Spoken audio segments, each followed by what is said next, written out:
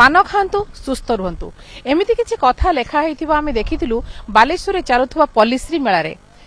पानर उपकारिता संपर्क में किसी लेखा जाइछि एवं एठारे गोटे छोट पान बरज मध्य करा जाइछि। तेबे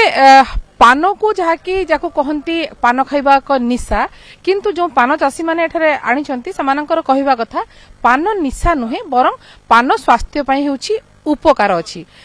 जो लेखाई पान रस अम्ल नाश करे हजम करे पाटीर दुर्गंध दूर करे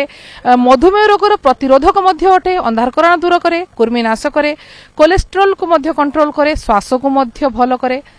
एमिति कि कर्कट रोग को मध्य प्रतिरोध कराए ठंडा काशर मध्य उपशम दिए एमिति सब उपकारिता रही पानर। तेबे ये जो पान बरज आनी चाषी मैंने बालियापाड़ आसी सामान प्रतिक्रिया नवा आगे आपण मैंने ये छोट पान बरजटे जहाँकि डिस्प्ले कर पानर उपकारिता संपर्क में जहाँकि लिखि तेरे पान को तो समस्त जो मैंने खाती अभ्यासगत भाव में पान खाई था कहती पान छाड़ा प्रायतः घर लोक मैंने चेष्टा तेरे पानर उपकारिता जो अपकारिता संपर्क में पानर उपकारिता आम जो आयुर्वेदिक रे बही रे बा आयुर्वेदिक डॉक्टर माने जहाँ कहती जे पानर यही सब जो आम लिखिचु जो उपकारिता से भली उपकारिता अच्छी किंतु लोक मैंने आम पान को जो माने केमिकल विषाक्त मसला देखी जे खाऊे जहाँफल कि सेटा आम प्रति हितकारक होउची तेणु पानर रस पानर जो औषधीय गुण रही सेटा जदि आम बुझिकी ताको खाइबा माने सेटा आम शरीर पक्षे बा मनीष पाई पान ठाकुरंक पाखरे लागुची माने वेद वेदांतरु मध्य पानर उपकारिता बेलपत्र तुलसी पत्र पान ए सबु वेद शास्त्र मनीष समाज पाई उपकार बोली सूचना अच्छी एवं आम से पालन करुचु तेणु आमको पान रो व्यवहार एवं पानर गुण को जदि जानी आम व्यवहार करवा जो हजार हजार आम बालियापाड़ बालेश्वर ब्लॉक रे बालेश्वर जिलार बालियापाड़ ब्लॉक रे जो आमर नीलचक्र एफओ नाबार्ड तरफ कृषक संगठन से आम 1,500 ऊर्ध्व चाषी अच्छा जो मैंने कि पान चाषी पान चाष कर जीवन जीविका निर्वाह करती प्राय 100 वर्ष तलु आमर ये बालेश्वर देशी बाली पान माने डाकनाम पान जहाँकि खाली बालियापाड़ नुहे भोगराई अंचल जहाँकि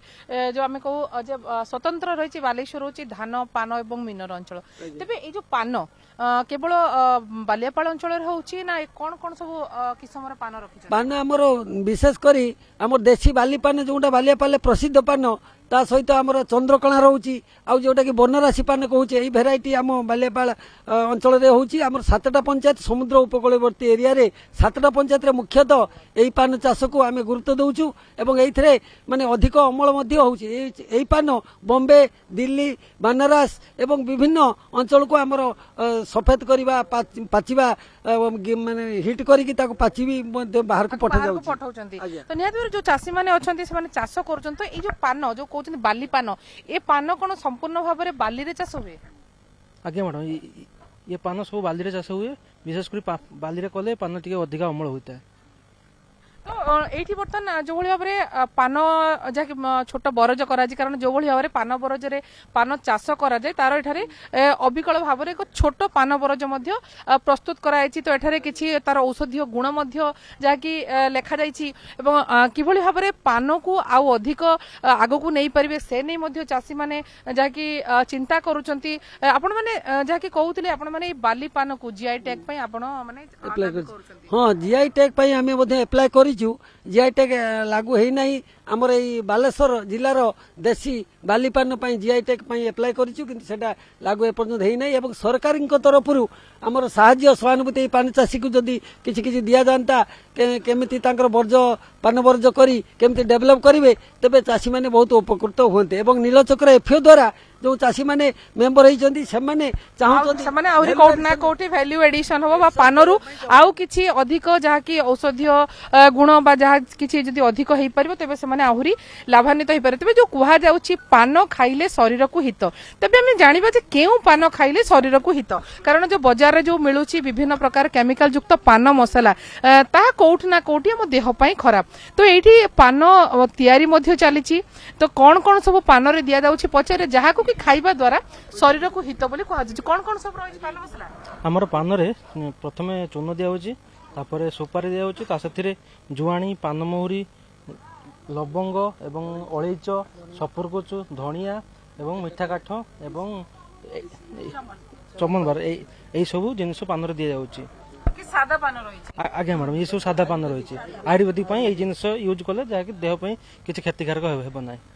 ନିହାତି ଭାବରେ ଯାହାକି ଶରୀରକୁ ହିତ ଏହି ସାଦା ପାନ ଏବଂ ପାନର ମଧ୍ୟ ଯାହାକି ପାନକୁ ନେଇ ଅନେକ ଗୀତ ରହିଛି, ପାନକୁ ନେଇ ଅନେକ କଥା ମଧ୍ୟ ରହିଛି ଏବଂ ଖାଇସାରିବା ପରେ